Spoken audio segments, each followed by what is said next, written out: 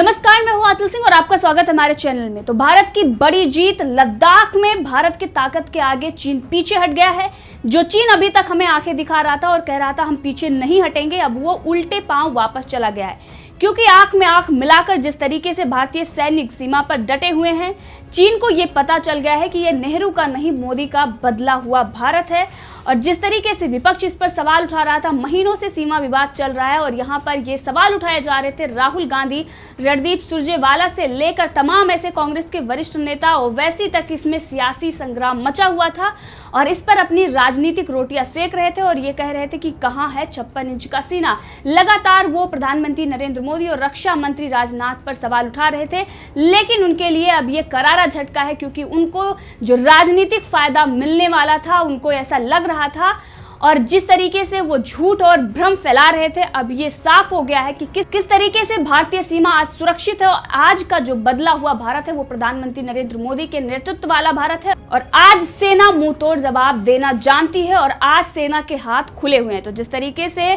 बातचीत चल रही थी और वहां पर कोर कमांडर की मीटिंग भी हुई थी और उसके बाद अब जिस तरीके से चाइना कह रहा था कि हम शांति से मामला समझा लेंगे, अब वो पीछे हट गया है। तो ये बड़ी खबर है भारत के लिए और एक खुशखबरी भी है भारत के लिए, क्योंकि जिस तरीके से लगातार चाइना का विरोध हो रहा था, लगातार ये कहा जा रहा था, क्योंकि जिस तरीके से चाइना की विस्तारवादी नीति रही है, अब उसको यहाँ पर बड़ा झटका लगा है, क्योंकि भारत के आगे उसकी एक भी नहीं चलने वाली है। तो चीन की सेना गलवान वैली,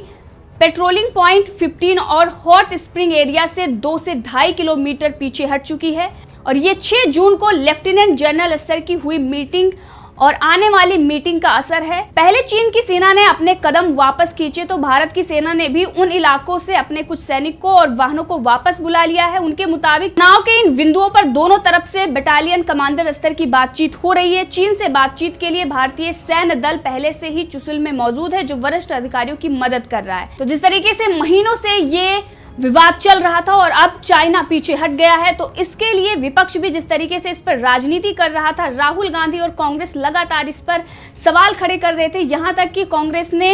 एक ट्वीट करते हुए कहा था कि क्या आप भी चीन की घुसपैठ को लेकर चिंतित हैं? क्या आप भी कड़ी निंदा जवाब दो के साथ राजनाथ सिंह से सुबह से जवाब मांग रहे हैं? तो यहाँ भी कमेंट सेक्शन में कड़ी निंदा जवाब दो लिखकर बताएं। तो जिस तरीके से वो कैंपेन चला रहे थे और राजनाथ सिंह से सवाल पूछ रहे हैं, लगातार वो प्रधानमंत्री से सवाल पूछ रहे हैं और इस पर जमकर राजनीति कर रहे हैं। जब इस वक्त देश को जरूरत है कि एक साथ मिलकर चाइना से लड़े, उस वक्त विपक्ष किस तरीके से कहें तो कांग्रेस के राहुल गांधी, रणदीप सिंह सुरजेवाला और लगातार इनके वरिष्ठ नेता जो चाइना के समर्थन में खड़े हुए हैं और वही भाषा बोल रहे हैं जो चाइना बोल रहा है और एक तरीके से चाइना का समर्थन कर रहे हैं। दूसरी तरफ ये भारत में भ्रम फैलाने का और सेना का मनोबल गिराने का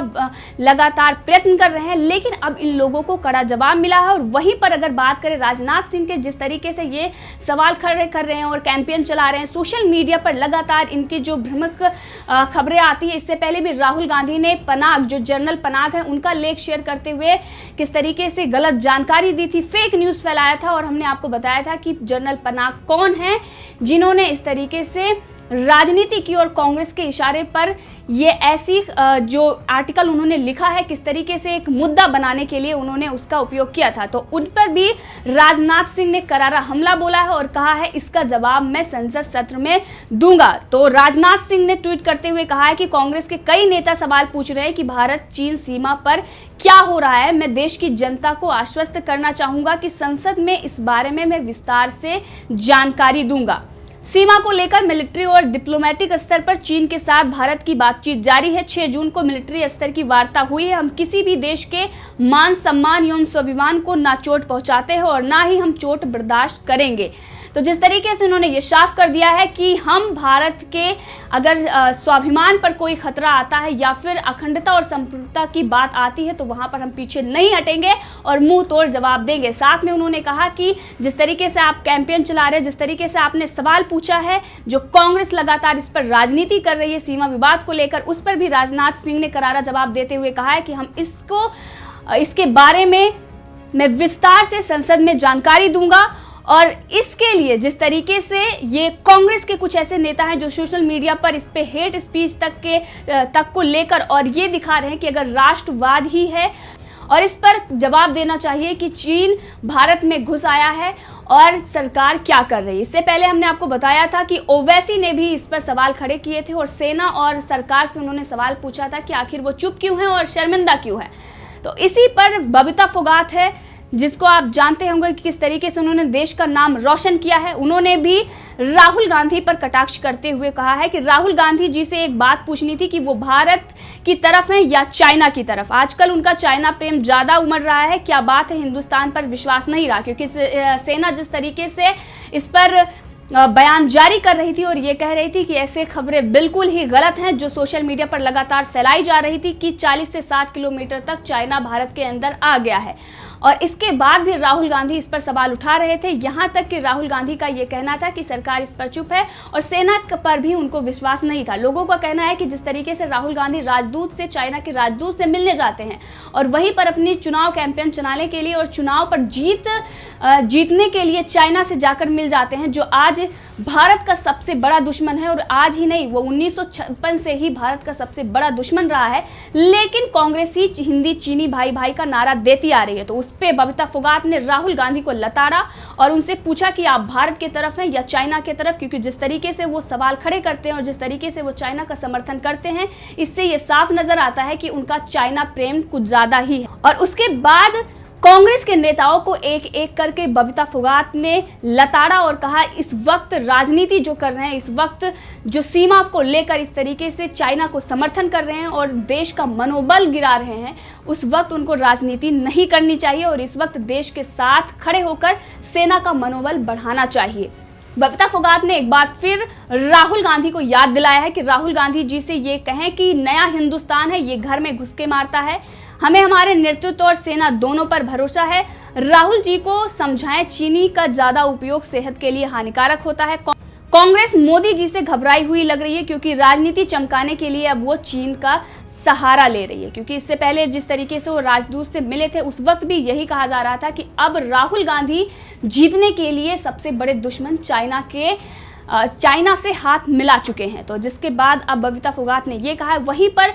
बबीता फोगाट ने एक और ट्वीट करते हुए कहा है कि चाइना प्रेम राष्ट्रवाद है तो फिर ये राष्ट्रवाद कांग्रेस को ही मुबारक हो। दुश्मन देश चाइना की तारीफ और अपने देश की बुराई, ऐसी विदेश नीति कांग्रेस की ही हो सकती है। देश का नेतृत्व मजबूत हाथों में है और देश की सेना पर हमें गर्व है। और रही बात फिल्म की, तो देश का झंडा ऊंचा किया तभी फिल्म बनी, ये उन्होंने एक जैनब सिकंदर नाम की महिला है, उनको उन्होंने जवाब दिया है, जिन्होंने कहा था, ये कांग्रेस की ही लीडर है, उन्होंने कहा था कि फोगाट मैडम पहले राष्ट्रवाद का अर्थ समझ लो, राष्ट्र भारत है, भाजपा नहीं, और डायलॉग बाजी कम करें, ये कोई आमिर खान की फिल्म नहीं, विदेश नीति की बात है। तो जिस तरीके से उन्होंने एक ये दिखाने की बात कही कि आमिर खान की फिल्म नहीं है, तो उनको ये बबीता फोगाट ने जवाब दिया कि पहले हमने देश का झंडा ऊंचा किया और जिस तरीके से मैंने काम किया उसके बाद ही फिल्म बनी है। अगर कोई देश के हित में काम करता है तभी उसका नाम होता है, वैसे ही नहीं। और इसके साथ उन्होंने कई कटाक्ष कांग्रेस पर किए हैं, चाहे वो सर्जिकल स्ट्राइक पर जो सबूत मांग रहे थे या इस वक्त जब सेना उनको जवाब दे रही है उसके बाद भी उनको सबूत चाहिए, उस पर भी उन्होंने कटाक्ष किया और कहा कि पहले भी कई बार सबूत दिए जा चुके हैं, सबूत मांगने वालों की आदत हो गई है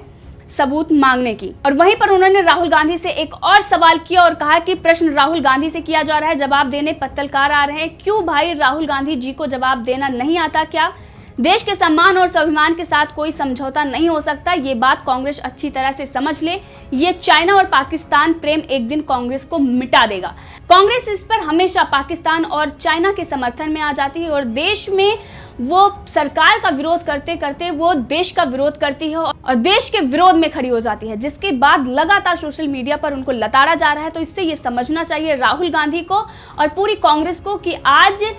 उनका अस्तित्व खत्म हो चुका है और इस तरीके से अगर वो दुश्मनों का साथ देंगे तो जो कुछ अस्तित्व बचा है वो भी जाएगा। और वहीं पर दूसरी बड़ी और जीत है भारत के लिए, जो नेपाल की बात कर रहे थे और ये कह रहे थे कि नेपाल एक तरफ